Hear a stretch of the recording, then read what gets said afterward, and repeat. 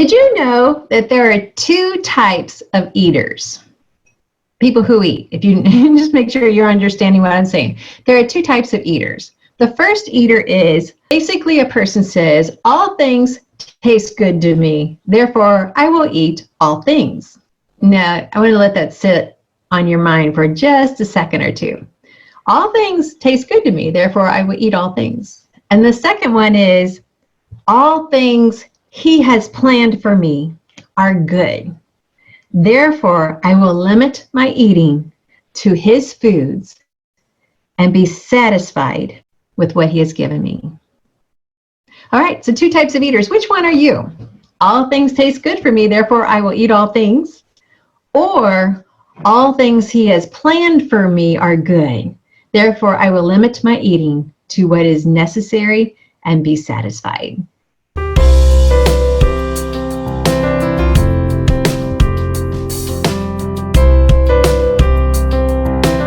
Let's look at it. All things taste good for me, therefore I will eat all things. It's amazing when I'm speaking in conferences at churches around the country and even overseas. We've been international as well, which is such a delight to meet with missionaries and to share with them how God has a special plan for their health. They already understand the plan and the calling on their life, but they don't realize how the health is a part of that. Okay, so let's look at this. All things taste good to me, therefore I will eat all things. I've had people come up to me and say, Annette, we're saved by grace. We can eat what we want. You need to hear what I just said and just let that sink in. People are saying we're saved by grace. We can eat what we want. But those are the same people that are dealing with heart disease, obesity, migraine headaches, allergies, stomach disorders, overweight. And yet they're saying, we can eat whatever we want. We're saved by grace. Well, I'm not here to question the grace that God's given you. And I'm not here to question the salvation that he's offered to you. But I am here to question the logic behind what you're saying.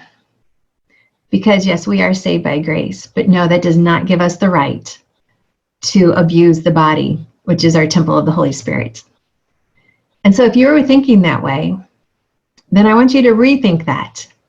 Go back into Scripture and show me a Scripture that backs that up. Because as Christians, I'm sorry, but how you treat your body is a reflection of how much you love God. Because he's already told you, this is what you have. This is the vessel you have to live in so that we can worship and praise him while we're here on earth. And if you're going to abuse it by overeating, by purging, by being anorexic, or by eating foods that you know cause harm to the cell, processed, white sugar, white flour, all of those foods, then you're eating as if grace is there no matter what you do. All right, second one is, all things that he has planned for me are good. Therefore, I will limit my eating to what is necessary and be satisfied.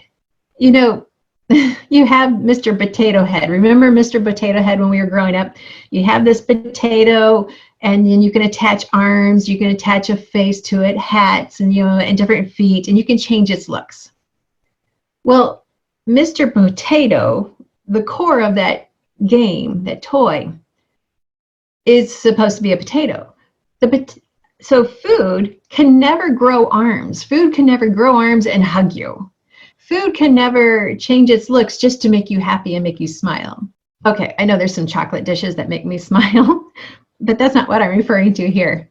What we're saying is we need to recognize that the plans he has for us, that he talks about in Jeremiah 29, the plans he has for us are more important than eating beyond satisfied. Because when we eat beyond satisfied, our body then has to deal with it. And that's not where we want to go. So let me just say it one more time. There's two types of Christian eaters. Which one are you? All things taste good to me, therefore I will eat all things. Or all things he has planned for me are good. Therefore I will limit my eating and be satisfied. So what's more important to you? Food or his plans? I want to hear your comments about this. I look forward to reading them. A little bit anxious, but I look forward to it. I'm Annette Reeder, the Biblical Nutritionist. When you anchor on this thought, so much more will fall into place.